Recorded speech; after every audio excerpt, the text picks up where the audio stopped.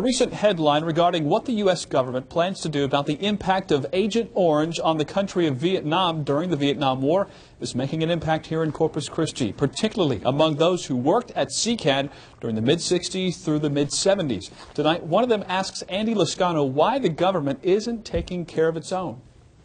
The recent headline reads, U.S. starts landmark Agent Orange cleanup in Vietnam. The story details a U.S. government plan to spend $43 million cleaning up dioxin from the toxic chemical Agent Orange that was stored in a former U.S. military base in Vietnam some 4 decades ago.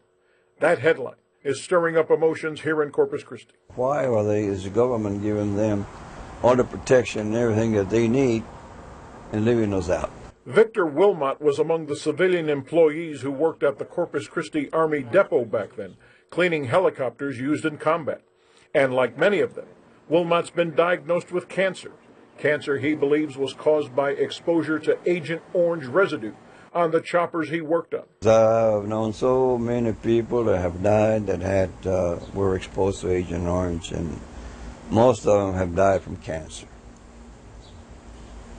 Guys that you worked with out at the base? Yes, sir. One of the guys Wilmot worked with is Bill Mayer, who died last year from cancer. We spoke with him several times prior to his death. He was adamant supervisors at the base knew what was happening. His son Steve showed us government documents that clearly state his father was exposed to Agent Orange when he worked at SECAD. Since 1989, father and son have gone round and round with the U.S. government, trying to get them to acknowledge the civilian employees at SECAD were exposed and are entitled to compensation. It's ironic, when you called me last week, I was in Washington, D.C. in front of an oral argument, fighting my heart out to get my dad's compensation. Maher was in front of the U.S. Department of Labor's Employees Compensation Appeals Board. He insists this has never been about money. It's been about getting the people at SECAD to acknowledge what happened to his father and others.